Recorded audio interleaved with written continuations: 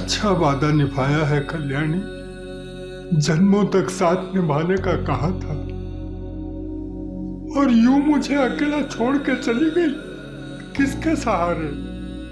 कहने को हमारे 2 बच्चे हैं, परंतु दोनों विदेश में हैं।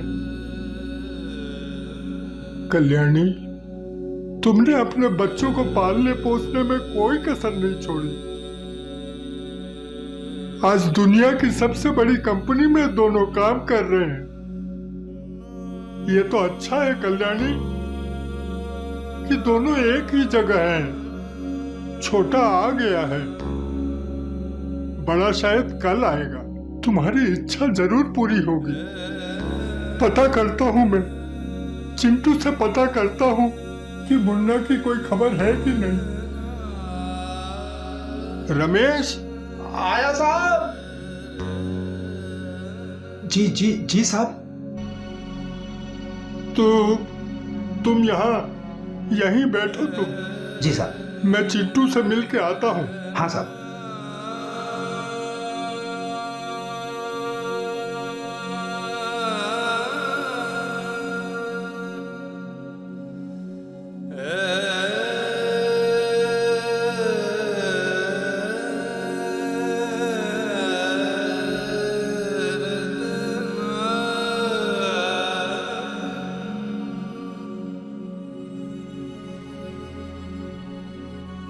चिंटू, कैसी औलाद है, कोई चिंता फिक्र नहीं। घर में माँ की लाश पड़ी है और ये धुआं उड़ा रहे हैं। चिंटू।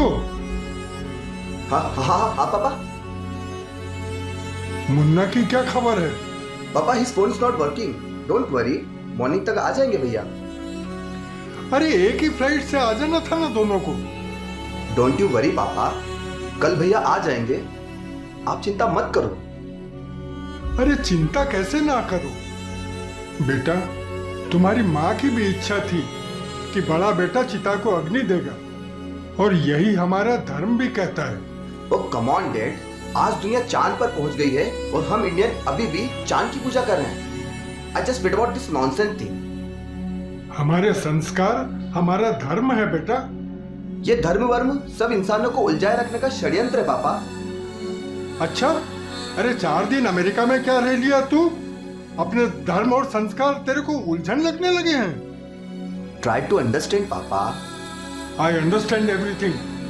ओके, मुन्ना को फोन कर। कोई चिंता है कि नहीं?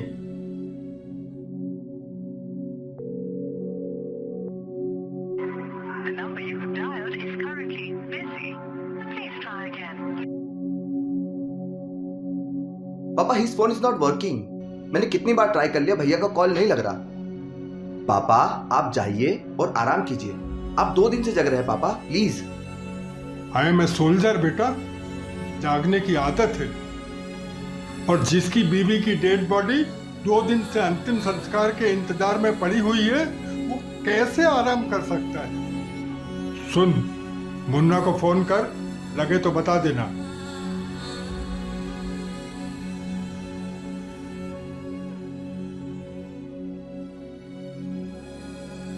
साहब, मुन्ना भैया आ गए क्या?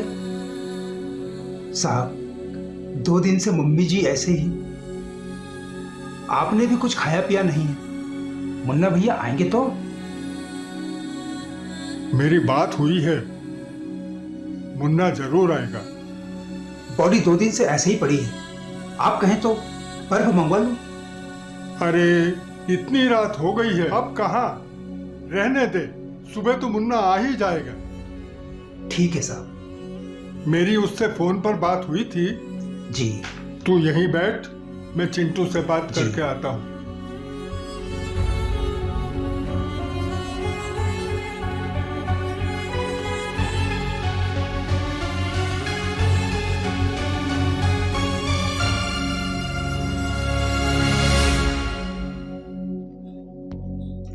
चिंटू। हाँ जी जी पापा। मुन्ना का फोन लगा? जी नहीं पापा। उससे जब बात हुई थी तो वो कह रहा था कि मैं और चिंटू साथ आ रहे हैं। छोड़ो ना पापा, आप चिंता क्यों कर रहे हो? मैं हूं ना, अरे बात तुम्हारे होने नहीं होने की नहीं है। जब तुम्हारी माँ अंतिम सांस ले रही थी तो मैं था उसके पास। मरते समय वो तुम दोनों का चेहरा देखना चाहती थी, तुम दोनों को बाहों में भरकर चूमना चाहती थी। तुम उसके लिए वही मासूम मुन्ना और चिंटू थे। उसकी मौत के बाद उसकी लाश के पास इंतजार करने के लिए मैं ही था। मेरा मन भी कर रहा था कि उस समय कोई मुझे आकर हिम्मत बनाए। आप नहीं जानते पापा, अमेरिका में जॉब मिलना आसान नहीं है। लेकिन पापा, आप और मम्मी भी तो चाहते थे कि हम दोनों अपने पैरों पर खड़े हो। और जब हम पहली बार अमेरिका गए थे तब आप कितने खुश थे पापा। बेटा, गलती हमारी थी। बेटा, मैंने और तुम्हारी माँ ने बड़े अरमानों से तुम लोगों को पाला था। दुनिया के सारे सुख दिए, अच्छी शिक्षा दी। उसके बदले में हमें क्या मिला? अपनों से दूर। तो पापा, आप चाहते क्या हो? बोलो कि हम हमारे काम वाम छोड़कर सब वापस इंडिया आ जाएं? नो, नहीं। तू मुन्ना को एक बार और फोन लगा, शायद इस बार उठा ले। तेरी माँ की आखिरी इच्छा थी कि मुन्ना चिता को आग लगाए। पापा, मुन्ना भैया विल नॉट कम। नहीं नहीं, तू मुन्ना को एक बार और फोन लगा। मुन्ना भैया नहीं आएंगे पापा। लेकिन मुझसे तो कहा था कि मैं आ रहा हूं। पापा, मुन्ना भैया ने कहा था कि क्या क्या बोला था मुन्ना ने? मुन्ना भैया ने कहा था कि क्या क्या बोला था? बोल। आप छोड़ो ना पापा, प्लीज। अरे बोल, मैं सुनना चाहता हूँ। बोल, क्या बोला था? माँ मरी है, तू चला जा, और जब पिताजी मरेंगे तो मैं चला जाऊंगा। क्या?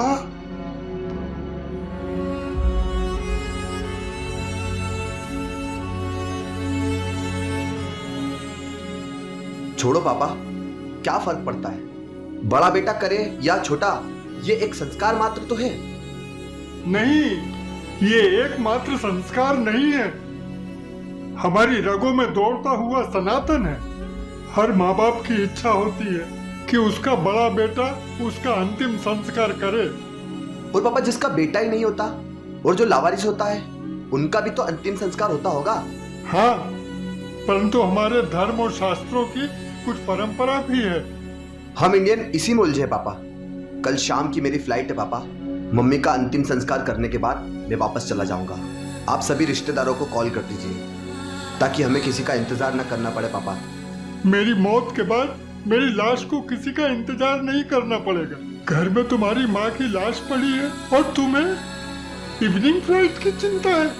आई अंडरस्टैंड पापा, आई अंडरस्टैंड। कोरोना के चक्कर में कितनों की जॉब चली गई। थैंक गॉड कि हमें नहीं निकाला गया। अगर ऐसा होता तो हमें भी वापस इंडिया आना पड़ता। अच्छा होता, मरने से पहले तुम्हारी माँ कम से कम चेहरा तो देख लेती। बदनसीब होते हैं वो माँ बाप जो पढ़ा लिखा कर अपने बच्चों को विदेश भेजते हैं और खुद अक्सर मरने के बाद पड़ोसियों के कंधे पे जाते हैं। पापा, आप बहुत ज्यादा इमोशनल हो रहे हो। बड़ा भाई नहीं है तो क्या हुआ, मैं तो हूं ना। Okay, I will talk to my boss, और मैं सारा काम निपटाने के बाद वापस चला जाऊंगा। नो, नहीं, तो इवनिंग फ्लाइट से ही जाना और मुन्ना को भी नहीं आना पड़ेगा मेरे मरने के बाद। मैं चाहता हूँ मेरी लाश को निपटाने के लिए तुम्हारे बड़े भाई को नहीं आना पड़ेगा। इसलिए बेटा, अपनी माँ के साथ मुझे भी निपटाते हुए चला जाए। पापा, please try to understand. Don't emotional पापा, just try to understand. I understand. Please पापा, please. I don't want to live. मुझे जीने का कोई अधिकार नहीं है। बॉर्डर पर दुश्मनों से जब लड़ता था तो जीत हमारी होती थी, लेकिन मैं अपने ही घर में हार गया। देश ने, समाज ने मुझे क्या दिया? मान, सम्मान, दौलत। और मैंने देश समाज को क्या दिया? असभ्य नागरिक। क्या क्या बोला था मुन्ना? माँ मरी है तो तू चला जा और बाप मरेगा तो मैं चला जाऊंगा। पापा, please try to understand. Please try to understand पापा, प्लीज ट्राई टू अंडरस्टैंड पापा, प्लीज। क्या है इसकी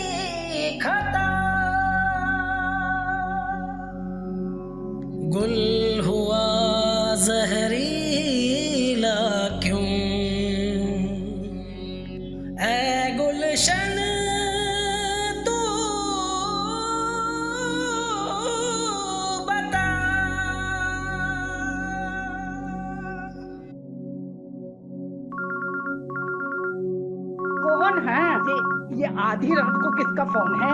कर्नल, अरे आ रहा हूं।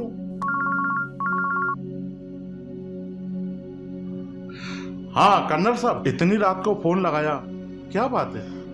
बात ही कुछ ऐसी है। बोलिए। मेरी एक वसीयत आपके पास है ना? हाँ हाँ, एकदम ब्लैंक है, ओनली सिग्नेचर के साथ। तो ठीक है, उसको अभी भर दीजिए। इतनी रात में कोई खास बात है क्या? सुनो, अपना जो मोबाइल है वो रिकॉर्डर पर डालो और मैं जो कह रहा हूँ उसको ध्यान से सुनो। ऑन हो गई। हाँ बोलिए। मैं वीरेंद्र प्रताप सिंह पूरे होशो हवास में ये वसीयत करता हूँ कि मेरी अंतिम इच्छा ये है कि मेरे फोटो और मेरे मेडल बटालियन को वापस दे दिए जाए। घर और मेरी बीवी के चांदी और सोने के जो जेवर हैं वो मेरे नौकर रमेश को दे दिए जाएं। बैंक में जो जमा पूंजी है उसकी आधी जो है वृद्ध सेवा केंद्र में और आधी जो है सैनिक कल्याण में दे दी जाए। और मेरे दोनों बेटों का मेरी चल या अचल संपत्ति पर किसी भी तरह का कोई अधिकार नहीं होगा। लेकिन कर्नल साहब। कोई शक? नहीं नहीं, जो आप बोल रहे हैं लिख दूंगा, मेरा क्या जाता है। और सुनो, कल सुबह घर जरूर आ जाना। हाँ मैं आ जाऊंगा सुबह।